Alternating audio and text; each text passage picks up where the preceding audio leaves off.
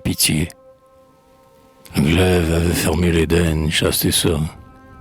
Sur le globe désert pesait un ciel d'airain, et nos premiers parents marchaient à l'aventure, errant comme brebis en quête de pâture, à travers les sommets, les plaines, les vallons, sans trêve, sans sommeil, sans abri, sans jalon, perdus dans l'infini des mornes solitudes.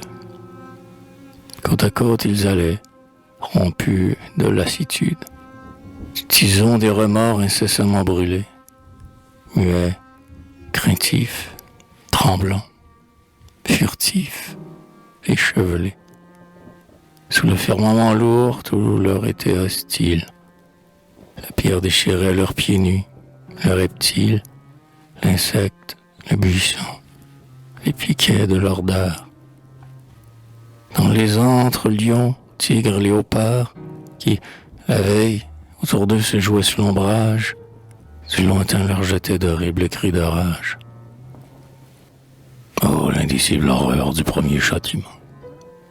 Par moments, sur les deux bannis plus âprement, s'acharnait la nature inclémente et jalouse. Un jour, Adam s'était éloigné de l'épouse, morte plus qu'à demi de fatigue et de faim, pour chercher quelques fruits le long d'un lac prochain, au pied d'un mont. Hélas, la terre était stérile.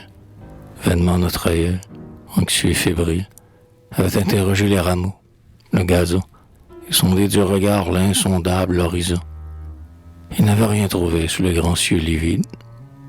Et comme il revenait vers elle, les mains vides, dans la sinistre paix tombant avec le soir, le déshérité fut pris d'un tel désespoir qu'il s'arrêta soudain pour finir son supplice, plongeant un œil farouche au fond d'un précipice, désirant mourir seul, ne voulant plus revoir la femme qui, gisant au creux d'un ravin noir, épiait de la mort l'épouvantable approche.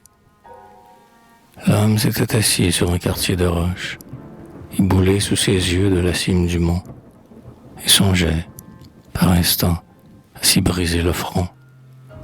Lorsque, dans sa stupeur et sa douleur poignante, il sentit, sans rien voir, à sa main frissonnante, que sur son genou maigre il venait de poser quelque chose de frais et doux comme un baiser.